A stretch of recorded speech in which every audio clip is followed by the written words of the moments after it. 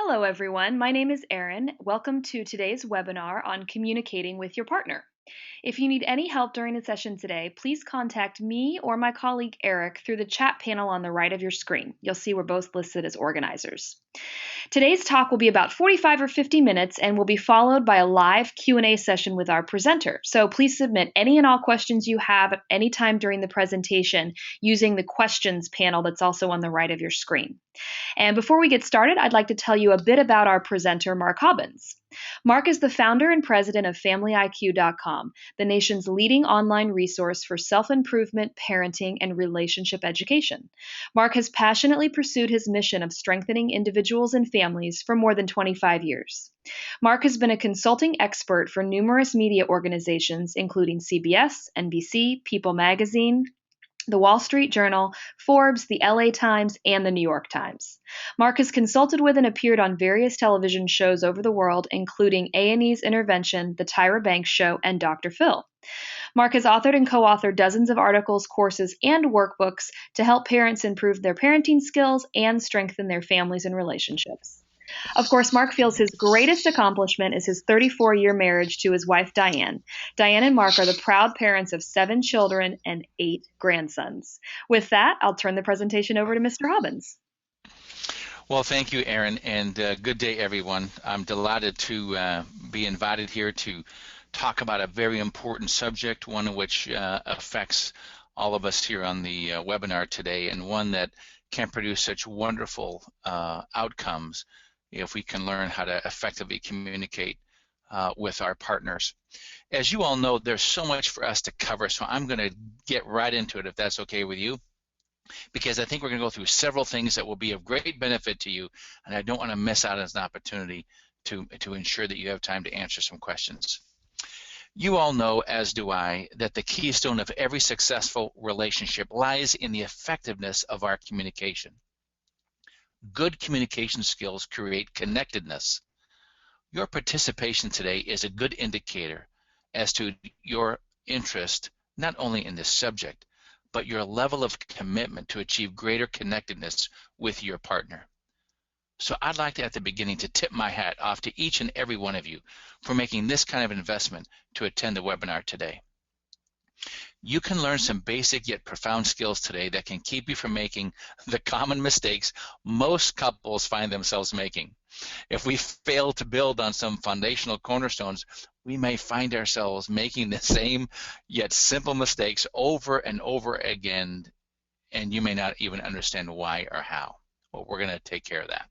Today's discussion will help each of us understand and be able to practice effective communication skills that will enhance our relationships and leverage our connectedness with our partners.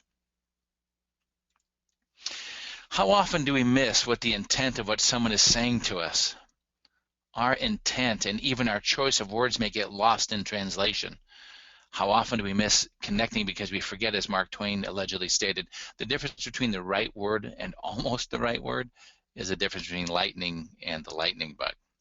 Well, the fact is that effective communication skills and all of its various nuances may not come so naturally to you and me.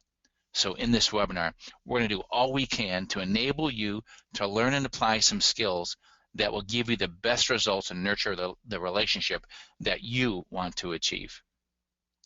But before I go any further, Emerson teaches all of us a very important concept about our true self. It's all about the quality of our inner man or inner woman. We call it character. He stated, what you are speaks so loudly, I cannot hear what you say.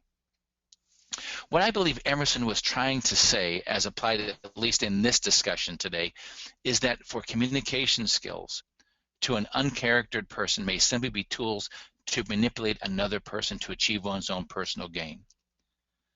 Communication skills are like tools, and as such should be used or can be used for either proper or improper motives. Now, if you are seeking more than simply manipulating your partner into doing what you want, you've come to the right place. Who we are as individuals speaks volumes to our partner long before we open our mouth. Therefore, to truly communicate, We need to be at one with honorable motives, desires that come from love, and a desire to deepen that love and connectedness. So my hope is, ladies and gentlemen, is that you, as the master builder of your relationships, will have the tools you need to, in a trustworthy way, to come closer to your partner and experience not just getting along, but experiencing deep fulfillment and true joy. I would like to review various aspects of how to effectively communicate with your partner. You see several of these things on the screen. We're going to go over those and it will be basic review for some. It may be new information to others, regardless that these following several slides will give you a basic overview of how you can become more effective in your communication with your partner. Let's start with the simple idea that there are really two forms of communication: verbal communication, which is something that we're all doing right now, though using words, and nonverbal communication, which includes bodily actions, posture, vocal qualities that typically will accompany a verbal message. Nonverbal communication is the most powerful form of communication. Let me suggest a couple of research studies. One study at UCLA indicated that up to 93% of communication effectiveness is determined by nonverbal cues. Another study indicated that the impact of performance was determined 7% by words, 38% by voice quality, and 55% by the nonverbal communication. Let me say that one more time to make sure. If you were taking a note, I want to make sure you heard it. Our performance, the impact of our communication performance, was determined 7% by words, 38% by voice quality, and 55% by what we would call nonverbal communication. Look at, in a business context, Peter Drucker suggests that the most important thing in communication is to hear what isn't being said. And isn't that true in our relationships as well? Verbal and nonverbal communication play an important role in how partners interact with each other. Again, another study indicated that people are using about 35% verbal communication and 65% nonverbal communication in daily life.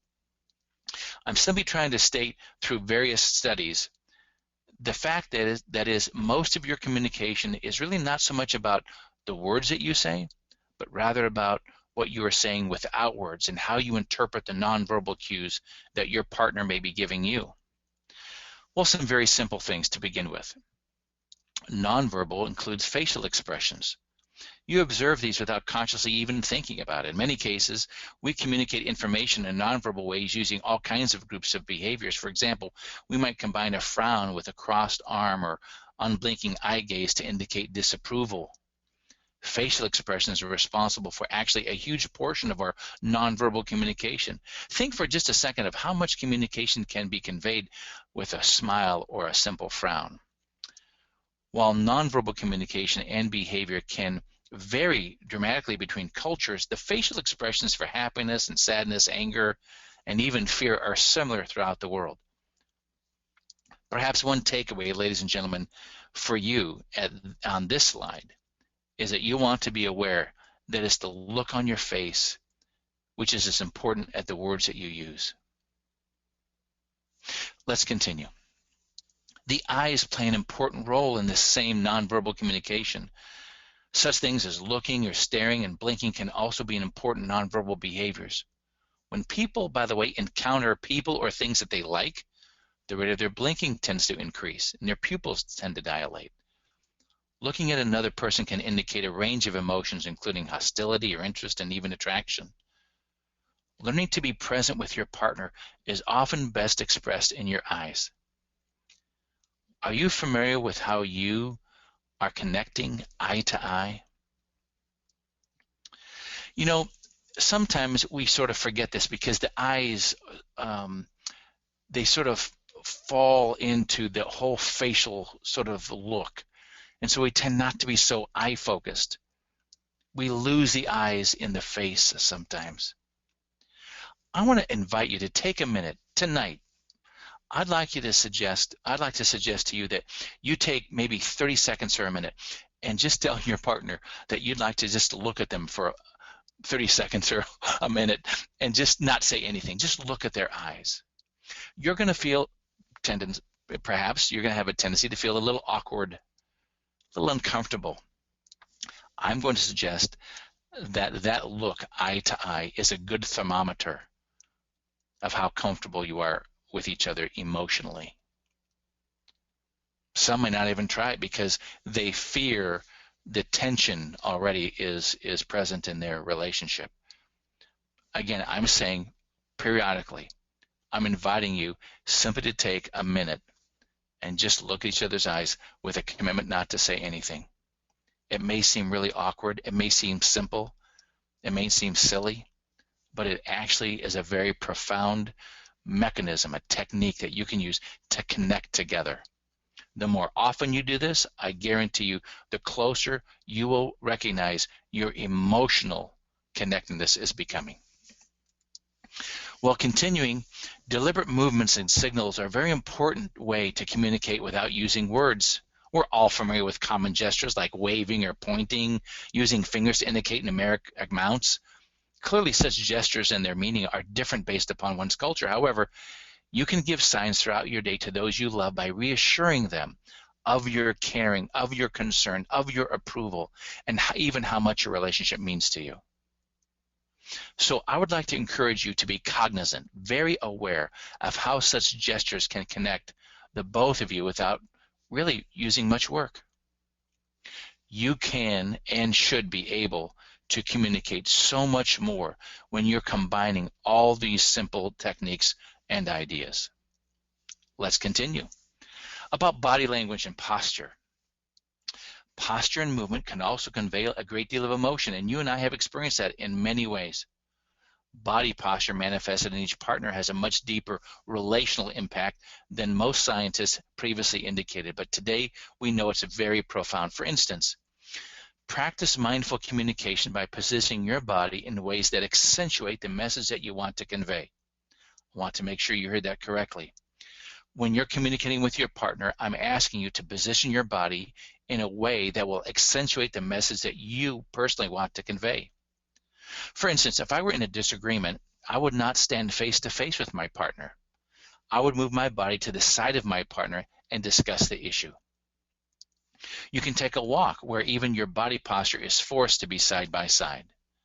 This is a very practical and yet profound practice. You and your partner can practice communicating through your body positioning simply by making positioning adjustments that foster openness and love and caring. In fact, the next slide is going to continue this idea when we talk about touch and haptics, which is the characteristic of nonverbal communication, which is when we come in physical contact with other people. For example, you're all very familiar with the use of handshakes as a way of sort of introducing oneself and even gaining trust. Communicating through touch is another important nonverbal behavior and profound in its impact. You're probably familiar with the substantial amount of research you've either read or heard about when we talk about the importance of touch in infancy among babies or early childhood. Touch can communicate so many different messages. And you may ask, what makes touch more or less effective? Well, there are probably several factors. Let's just discuss 3 or 4. Which part of the body does the touching? Are you using your hand, your arm, your shoulder, your hip?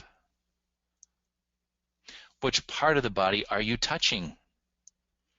Are you touching someone's arm, their shoulder, their hair? You can ask yourself about how long the touch is to last, how much pressure is used. Obviously, the situation in which touch is occurring will vary in terms of how you manifest touch in your communication, but remember, it is profound. Again, it accentuates what you may say verbally. In fact, I will tell you categorically that these nonverbal skills will overpower whatever you may lack or feel you may lack in your verbal communication. Sometimes, ladies and gentlemen, words get in the way, don't they? Sometimes there's just no way to be able to express a sentiment that you feel so deeply in your heart or your soul, the desires of friendship, of love, of loyalty with your partner. These nonverbal ways are far more powerful, and therefore we're spending a lot of time on them. Well, let's move now into the more verbal side of communication skills, and something that you're all very familiar with, at least at some level. Paralanguage refers to the vocal communication that's separate from the actual words that we're using, and includes things such as your tone of voice, the volume, your rate of speech, the inflection that you use, the pitch of your voice. We're pretty familiar with this, actually, for those of us who have animals. For those of us who greet an animal when we come home from work or being out, you tend to raise the tone of your voice. You tend to speak differently. Isn't it interesting that animals are such an easy way of acknowledging how we change our vocal sort of communication, right? But we tend not to practice that same thing when we see the people we care about the most. I'm not sure why that is, but we do tend to take people for granted, don't we? So much so that the expression of seeing our pet may be much greater than seeing our partner. And we want to change that. So I'm asking you to consider the powerful effect that tone of voice can have on the meaning of a sentence. When said in a strong tone of voice, listeners might interpret approval and enthusiasm. The same word said in a hesitant tone of voice might convey disapproval or even lack of interest. How would you read this sentence? I didn't say you were stupid. I didn't say you were stupid. I didn't say you were stupid.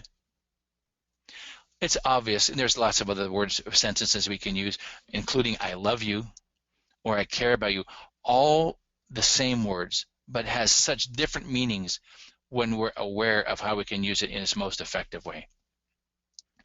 Also, effective communicators are observant and learn to mirror or match both the verbal and nonverbal expressions to create a closer connection. This technique is the basis for what you and I may commonly know as neuro-linguistic programming. Simply stated, there is a rhythm and connection between people. And when our communication rhythm becomes one with the other person, we find a greater ability to connect with the other person and even influence them. This sort of mirroring and matching enlivens both the speaker and the receiver. Let's dig a little deeper into this practice with a suggestion or two. If your partner is sharing something with you that they're excited about, and you look at their facial expressions, or volume and tones are animated, you can choose to be animated as well. How often do you hear someone say, "Oh my gosh," or "shut up," or "really? You didn't say." No way. I mean, those are all common sort of words that we use, expressions that we say to mirror unconsciously what someone who's excited may be saying to us. If your partner is more somber or serious in tone, emotion and rate of speech is going to reflect that kind of energy, and you want to simply match that energy level in your tone and emotion. Many of us tend to do this unconsciously, I will say, but those who invest themselves in such a habit find their partner is much more likely to be open and to share with you when you learn to mirror and match their tone, their emotion, their body language. It just works. So you can learn to watch their facial expressions. Ladies and gentlemen, you can learn to have more and deeper eye contact. You can notice people's posture. You can watch people's hands and feet movements, their body placement and their body movement, and all the appearances, even as people walk towards you. Each of these gestures is communicating something if you will listen with your eyes. I'm asking you to learn and to be more cognizant of simply listening with your eyes. Become accustomed to watching both verbal and nonverbal communication, and your ability to read and respond effectively will grow with practice. And you need to practice. Nothing occurs naturally. So few things really occur naturally. I'm simply saying that as you go home and practice these, or you practice them with your coworkers, but when you practice these with your partner even, you may feel a little discomfort, a little awkwardness, and I'm asking you just to be okay with that. Just find a sense of comfort that you're okay with discomfort. You're okay with awkwardness. It may not come naturally to you, and so it feels maybe not even being authentic. But you just have to learn to practice authenticity in these skills, and they will become second nature to you, and you will become a powerful communicator with your partner. You'll learn to draw them closer to you, and they will not know what's happened, but you, through the use of the skills and the tools that you are now sort of empowered with, can draw them closer to you and you to them. Well, there's things we call techniques for active listening skills, and these are probably common to many people.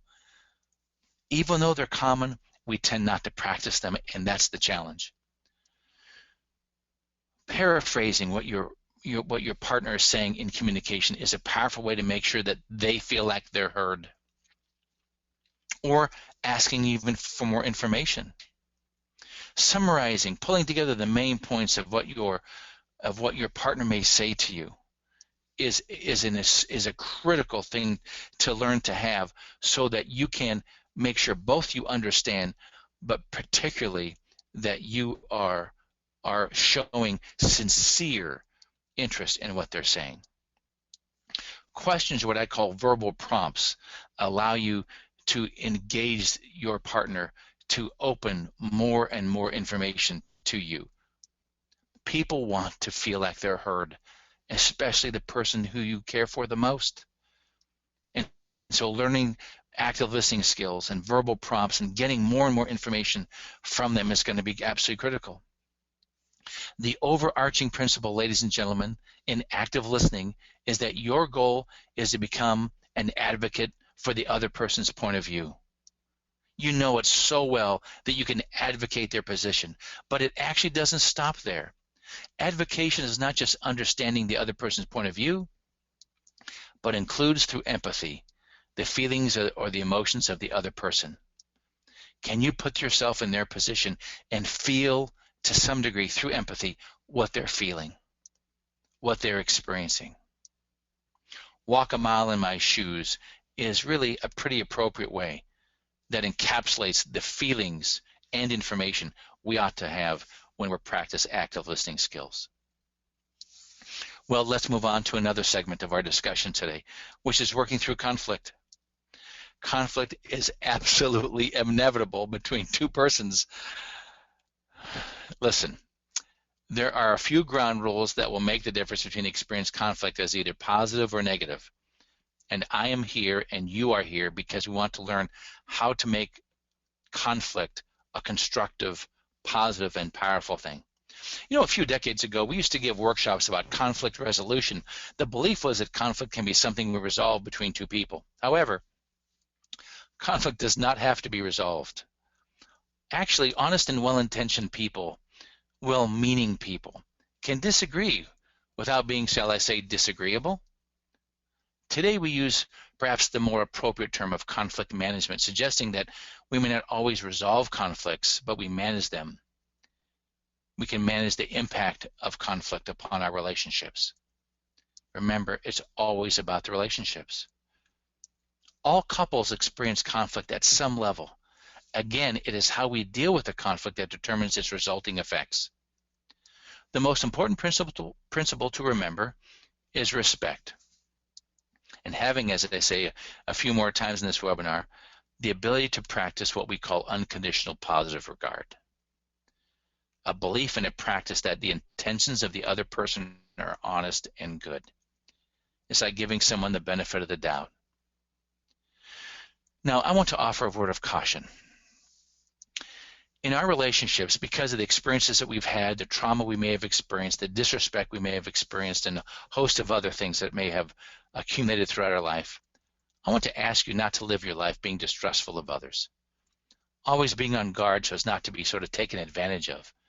I'm not saying you should live naively or have your head in the clouds, but if you find yourself constantly questioning the motives of your own partner, at least in your own mind, if not verbally suggested, you place a wall around yourself that keeps your partner and others on the outs. You don't want to have them. You don't want to have this wall there. As much as we may think we know about our partner based on timing, circumstance, and stress, we oftentimes will use historical data rather than the current status of where our partner may be coming from. Stress and worry, fear, and a lack of self-confidence are changing dynamics that affect each and every one of us. And we have to remember this so we can navigate through conflict in a positive way. Remember, therefore, ladies and gentlemen, the term unconditional positive regard. Give your partner the benefit of the doubt in times of conflict, suggesting that their motives are good, whatever they may lack in their expression, that their intentions are good and honorable. They seek the same thing. They just may have a different way of getting to the same point. You can learn to manage such conflict through respectful sharing of information, listening, and practicing respect. Speaking of maintaining respect, I want to invite you to put away, if you practice any of these things, put away childish reactions such as yelling or name-calling. Such actions are simply manifestations of a lack of emotional maturity. I mean, come on. Poor impulse control and a lack of appropriate coping skills is not what you and I want to be about.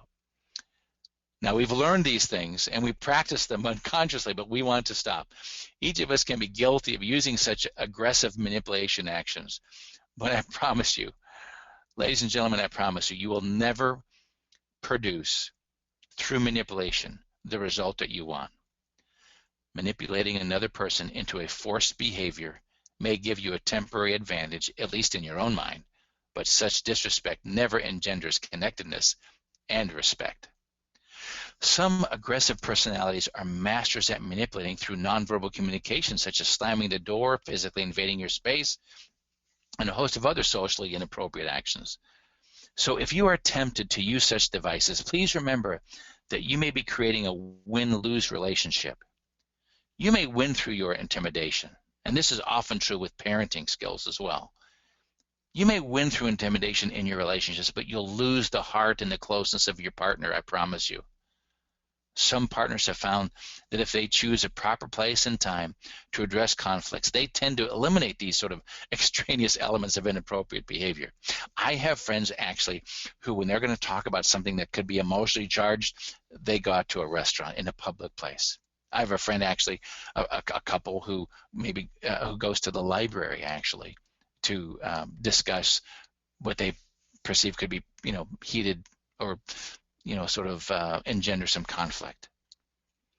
You have to place yourself in a position that you minimize these things that seem to come so naturally to us. The good things don't come as naturally, and the things that don't work seem to come all too naturally to us. May I remind you to get to the root of the conflict by maintaining your cool and staying focused on the single issue at hand, and not almost the endless sightings of past behavior, which I'll talk about more in just a minute. Listening to your partner, ladies and gentlemen, is perhaps the most respectful thing that you can do. The words you choose, the tone of voice you use, all contribute to how you express your true desire for connectedness. When we talk about blame, we talk about something that all of us are guilty of. I'd like you to get something to write with and on for just a second. On a piece of paper or that sticky note that's sitting on your desk, could you write a common blaming statement that you may make, that you have a tendency to sort of bring up? If you want to look at sort of dead giveaways as to whether or not you're trapped in the blame game, it will be manifested when you use terms like you always or you never. Just take a second and write that down. The reason I'm asking you to write that sort of blaming statement that may come naturally to you is that I want you to develop an awareness of your own blaming tendencies so that you will be empowered to avoid these statements in the future. Sometimes, ladies and gentlemen, it's beneficial not just to study the appropriate thing to do, but to be aware of the things on the not to-do list. Sometimes, based on our own education and how we learn the best, we may actually learn more by learning what not to do as much as we learn what to do. Recognizing that when you are blaming, you are taking the focus off of the issue, and you tend to attack the other person rather than dealing with the issue that's at hand. And when you're being blamed, you feel as though you're being attacked. It's natural to go sort of to a counterattack mode and use blame to the other person as sort of your weapon of choice.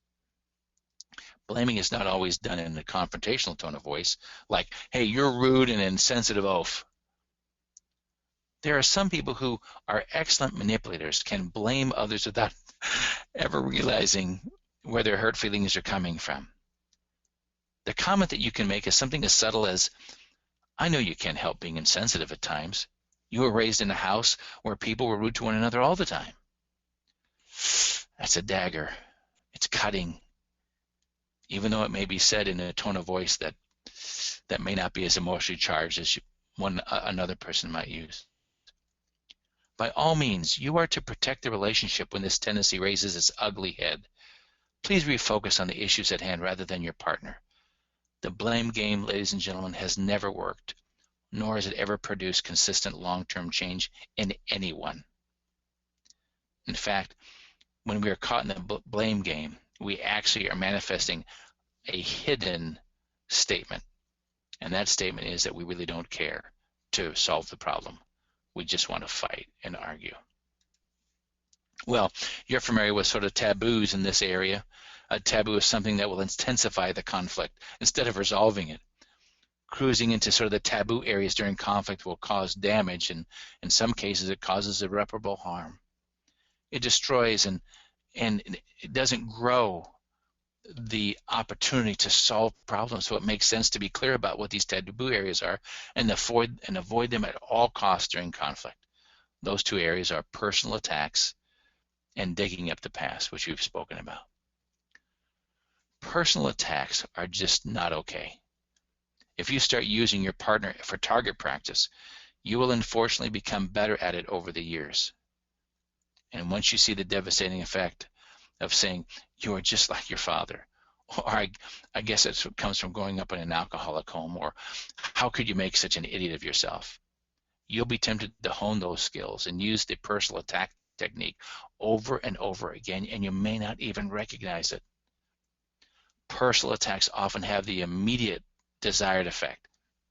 They shut your partner up, they evoke shock, an angry reaction, they hurt, and they will also destroy your relationship. So please remember, steer clear of personal attacks. You all know about digging up the past because we also use this as well. People digging up the past in an effort to prove how right they are and how wrong their partner is. The moment you start losing an argument, you may be tempted to bring on the heavy artillery of digging up the past. If the past issue is resolved, you have really no right to bring it up again. Please place a no digging sign around any communication that you have with your partner and leaving the past behind you. In his classic book, Why Marriages Succeed or Fail, John Gottman, who is one of the nation's leading researchers and practitioners regarding why marriages are successful or not successful, reported that, quote, if your heartbeat is more than 90 beats per minute, it becomes more difficult to access the logical part of your brain. Put another way, your cognitive functioning is impaired in times of anger or rage.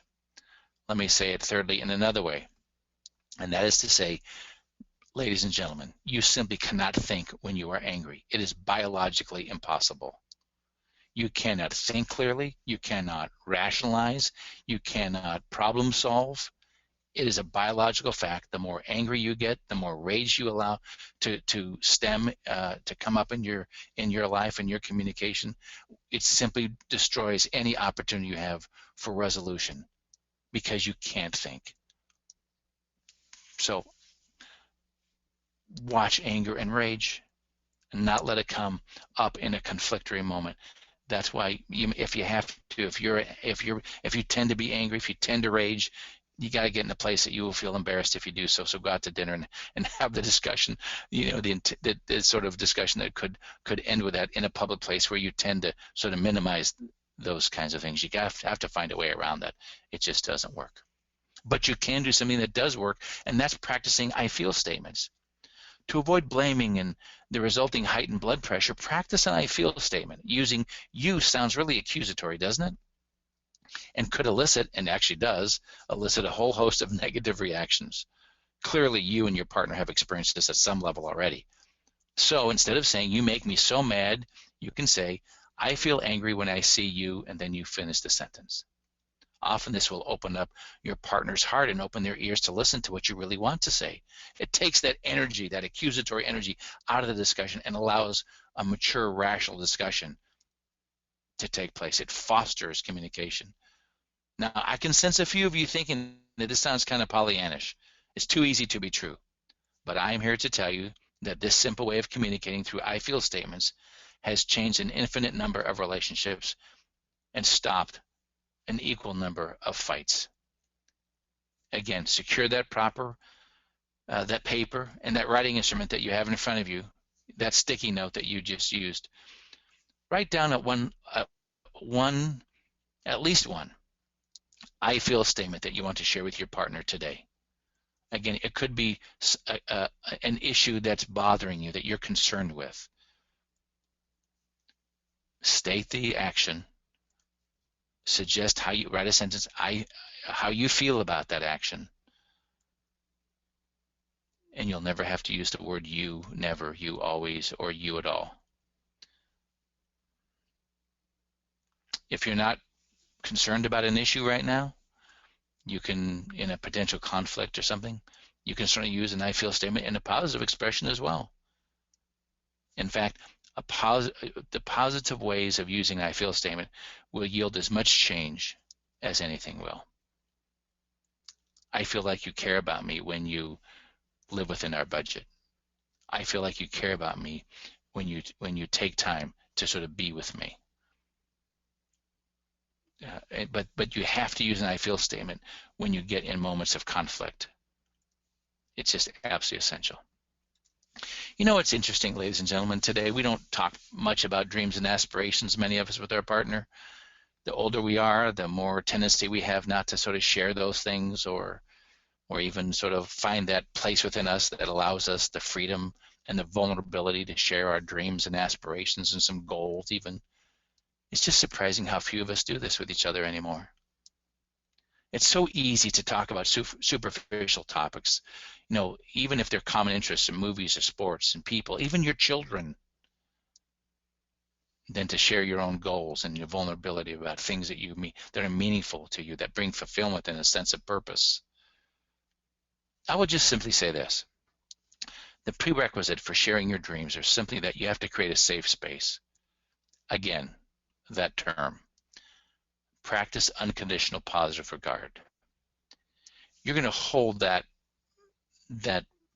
sentiment that was communicated to you, when it is communicated to you, in a very safe place. You're going to lock it up and not refer to it again, except in positive moments. You would never speak of that sharing of that information in a derogatory or negative way in a moment of anger and make some cutting comment about your partner's dreams or aspirations. The level of this sharing is certainly indicative of the level of emotional intimacy that you're experiencing with your partner. Know yourself. Know what makes you happy and fulfills you.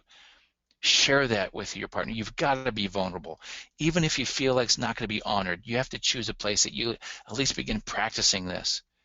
Do not live your life in such a way that you can't be vulnerable any longer. And when you do, you'll practice and develop a relationship that brings so much safety that you just feel joy and total acceptance in sharing those kinds of feelings. It is possible, and it's experienced by who knows, innumerable people.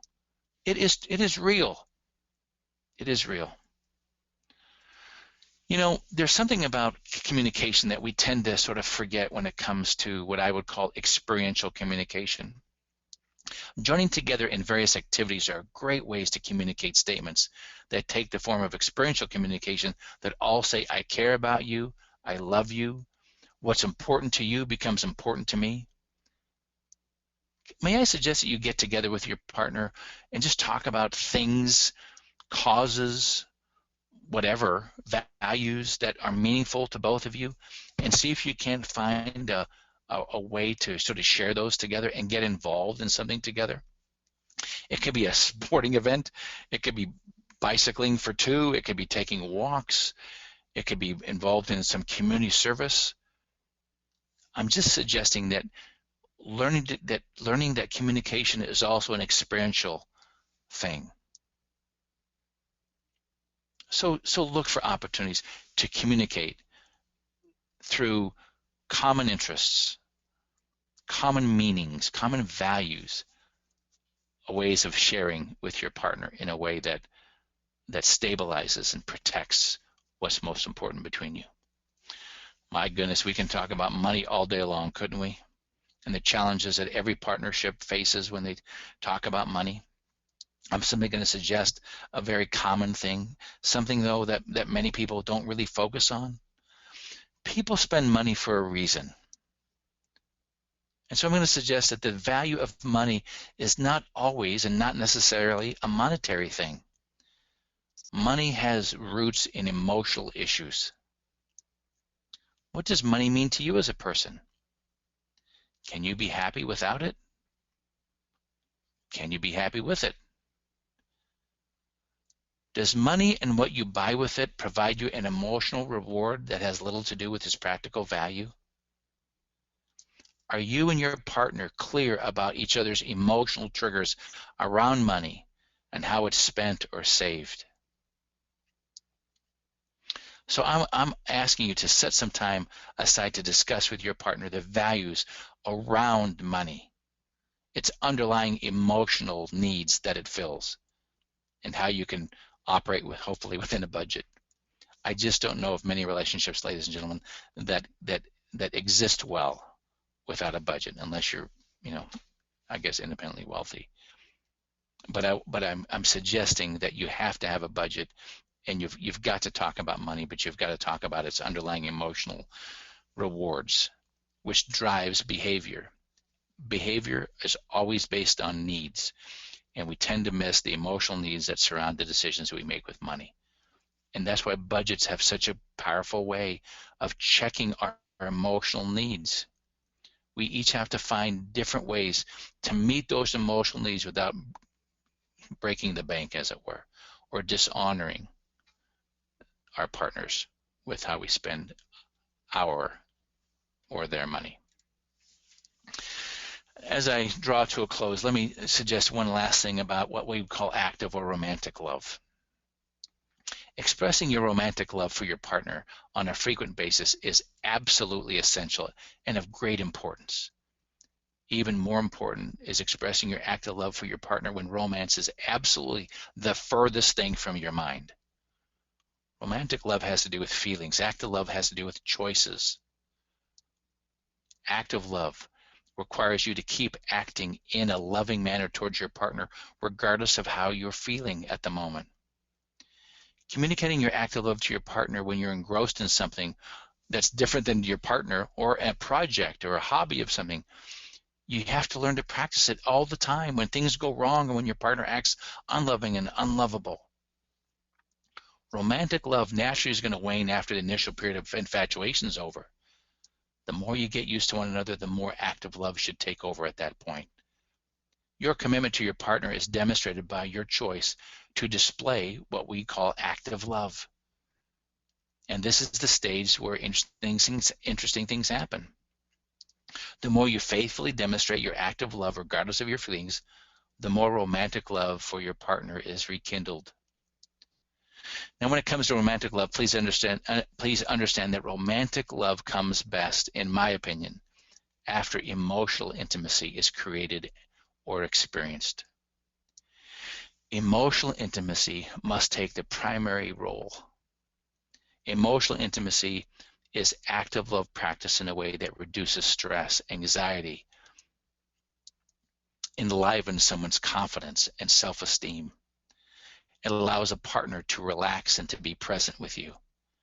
In many relationships with which I'm familiar, emotional intimacy is foreplay.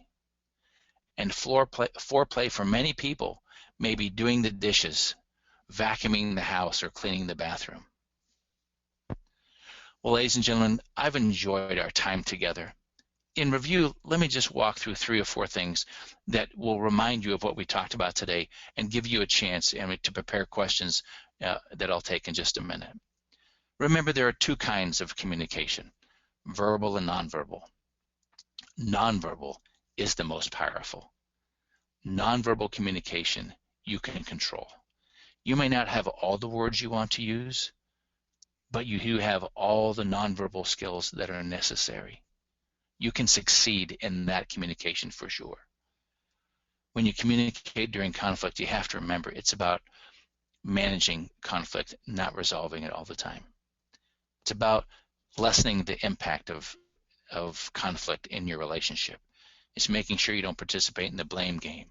It's making sure you don't allow anger and rage to steal from you the very skills that you need to solve the problem and to overcome the conflict.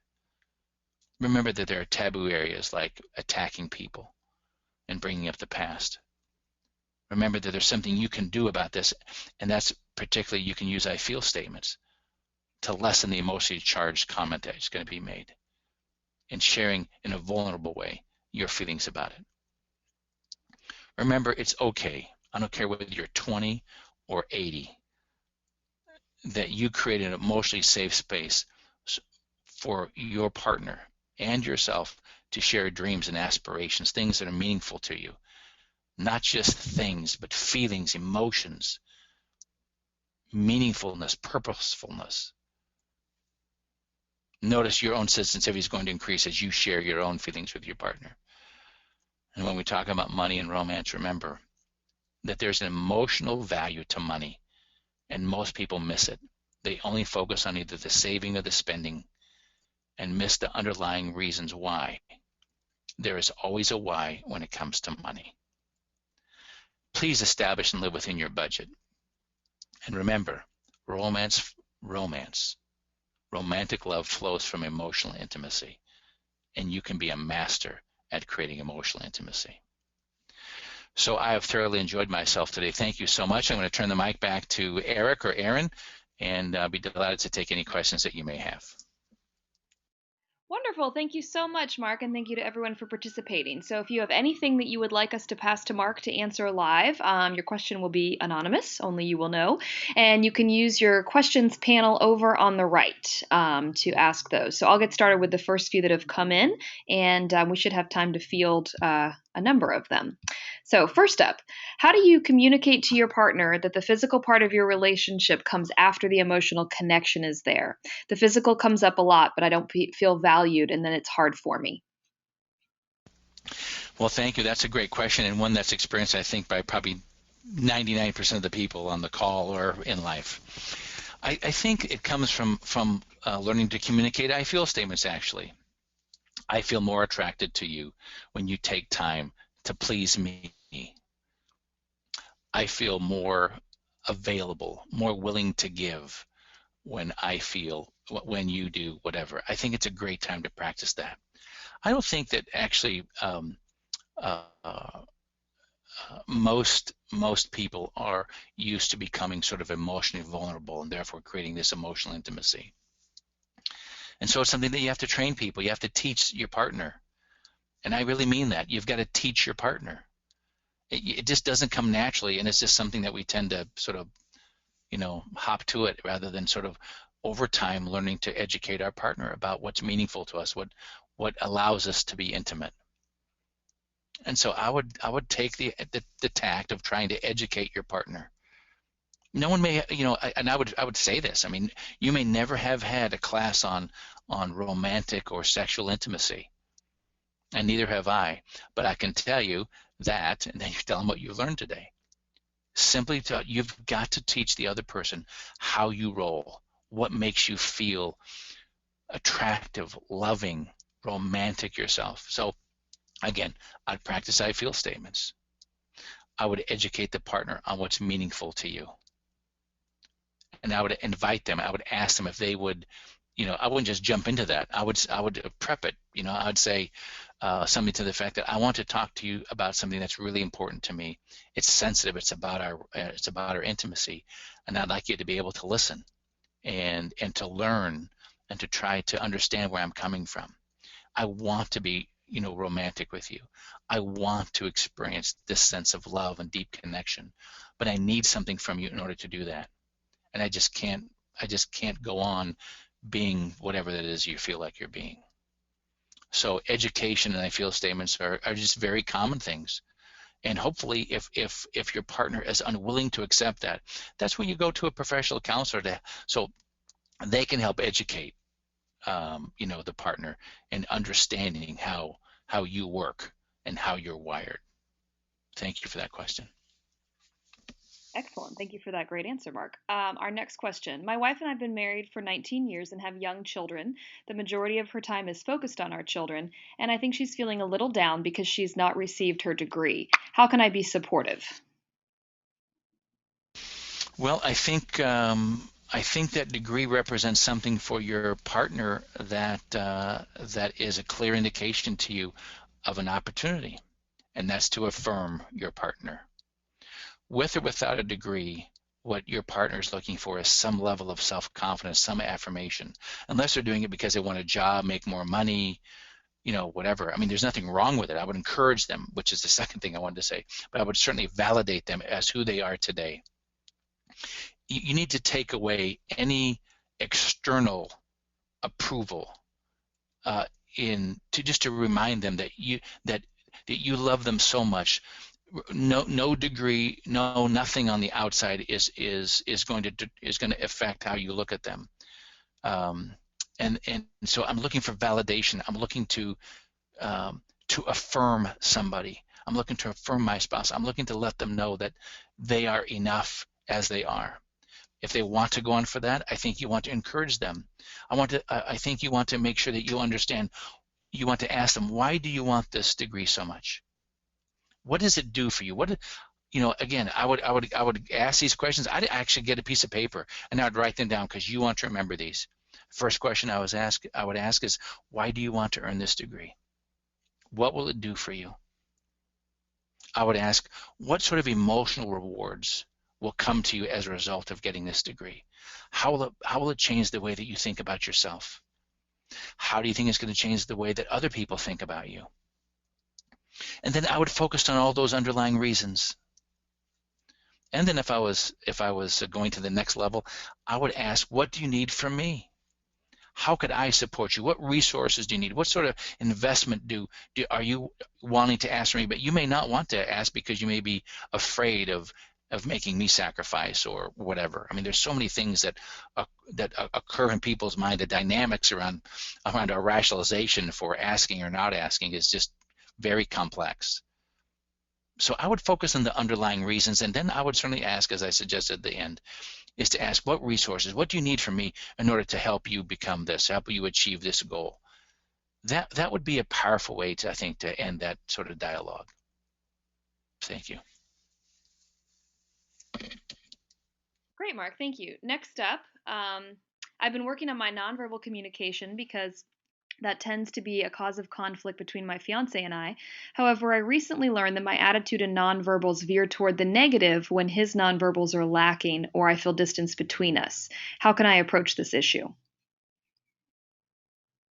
That's an interesting question. I think that, well, the first thing is that this right now, your question sort of, if I'm interpreting it correctly, which I may not be, but my first reaction is to say it has nothing to do with your partner. It's all about you. And what I mean to say by that is that I think, in the words of Stephen Covey, I think you want to learn to become independent as much as possible. In other words, that we don't believe tit for tat anymore. That's just old and gone. Sort of been there, done that. So if your partner is, your fiance in this case, is not willing to practice certain things, I think or do certain things, I think you want to make sure that you are independent of that. In other words, that you're strong enough. You can come from a position of strength. In fact, you have to come from a position of strength if your partner is currently unwilling to come from a position of strength, and that is their involvement. So what I mean to say is that you should declare your independence from the emotional reaction that you may be getting from other people, including your partner. It's an easy thing to say, a difficult thing to live, because we all yearn and care so much about how our partner feels about us, and I'm sure they do care about you. Obviously, they're your fiance. They love you. Their ability to communicate at a level that is meaningful may not be refined enough. But the first thing I would say is you have to sort of declare this sort of independence so that you can act out of love and strength. You come from a position of power, not control, power, because your own individual self You have enough gas in your tank to lift your partner to a different realm. That's the most important thing you can do right now, is focus on you. Get above the clouds of whatever you may not be happening in your relationship, and come from a position of strength. You cannot influence another person. We teach something, constantly in a variety of ways about sort of family dynamics, right? And what we call family systems theory, and that you and your partner are going to find a way, a rhythm, if you will, like we talked about earlier, a rhythm of how you communicate with each other. He says this, you say this, you react this way, he reacts this way. It just goes back and forth your whole life. You want to stop that before you even get married. You want to at least be aware of it. You want to stop it, but you certainly want to be aware of it. That these sort of rhythmic ways of interacting with each other only requires one person to change, which will then force, which is a difficult word for me to use, but it changes the dynamics in such a way that it invites, maybe is a better word, your partner to change. The dynamics of every relationship will continue as they are until the rhythm changes. And you are responsible to change the rhythm. You have greater awareness and perhaps greater strength and greater openness to change the relationship. So I'm speaking to you that you declare your independence. You come from positions of strength, and that they will follow. It happens all the time. Thank you for that. Excellent, thanks. Let's see if we can get to a few more questions, Mark. This is sort of a common thread through a few questions. Sometimes I feel like my partner and I are too far gone in our communication. What should be the very first step we take? Eliminate that thought. That's the very first thing you want to do. Is you just have to, it's a reality. I know it's a reality, but you've got to eliminate those thoughts. You have to, again, you are using historical data that is accurate and real, and you've lived it, so I get that. But the first thing you want to do is you have to look at everyone's ability to change. And you may hear a lot from your friends and people whose lives don't work or their relationships don't work. Believe me, it works. People do change. And you have to find that thing that produces that change. Your partner in your relationship is worth every fight, every angst, every skill you can muster, and to bring it to the relationship. So first off, eliminate the idea that we've done this for so long, it won't change, it won't get any better. Two, if you're not seeing a therapist or a family counselor, it may be something that you do. And third, you want to start practicing some of these things that we've suggested. Most of us don't change, in a moment's notice, unless we have sort of like a near-death experience or something like that, where sort of something refocuses us to the things that really count and matter in life. But those experiences would come to most of us. And so change is sort of a over time sort of thing. So I'm asking you to put a penny a day in the emotional bank account between you and your partner, and be aware of how you can change things just a little bit at a time. Listen, it's gonna be 5 years later than today at some point, and you have a choice. If you're marked at 2019 or 2020, you've now got these number of years to begin making a change. You're going to be 5 years older anyways. Might as well be 5 years older having made daily deposits of even a penny, of small incremental changes. Again, as I said earlier to the other question, you have to declare your independence from things that haven't worked, from old philosophies, from old feelings, from even old realities, and look at things fresh and new. People change all the time. You just have to find the motivations and the reasons why your spouse or partner wants to change. And that you may not find it tomorrow. You may not find it tonight or next week or next month, but you will find it if you strive to do so. You have an inherent ability as a human being to understand your partner and to use questions and ways of getting information from them that allows you to connect. It happened for you once, and it can happen for you again. So I just ask you not to give up and to change the thinking that it can't happen, and it will. You just have to practice it. The problem is that I wish I could give a marriage talk. or people come to see me before anyone gets married. Why don't we do that in our country of making sure people take some classes and just learn some basic skills. We sort of jump into it because we're so much in love and all that goes with it, which is wonderful and beautiful. But none of us enter marriage with the skills necessary to keep it going, and we tend to learn those, sort of on the job, which is fine. But we have to practice them now. You have a choice to practice those on the job today, and it's going to work for you. Thank you for that. Thank you so much, Mark. We're right at the end of our hour, and that was such an eloquent answer. I think that's a nice one to end on. So, do you have any parting sentiments for our audience? Well, thank you, Aaron. It was a delight to be with you and Eric today. And ladies and gentlemen, again, I tip my hat off to you. Thank you for investing your time in your relationship. These relationships are difficult, they're challenging, but they're so full of fulfillment and love when they work, and they can work. It just, as I suggested, it just requires some skill acquisition, some practice. Just don't stop while you're practicing, and while it may feel awkward or you don't feel like that the result came the way that you were hoping for. It takes time, but it's worth every fight, every sacrifice, every motivation, every act. It's worth it all. And I honestly believe in my heart of hearts that people will change and love will triumph. And I know that sounds goofy and I know it sounds silly, but it's actually true. I think love conquers, and I think you just have to find that portion of love with you and your partner that provides the basis for change.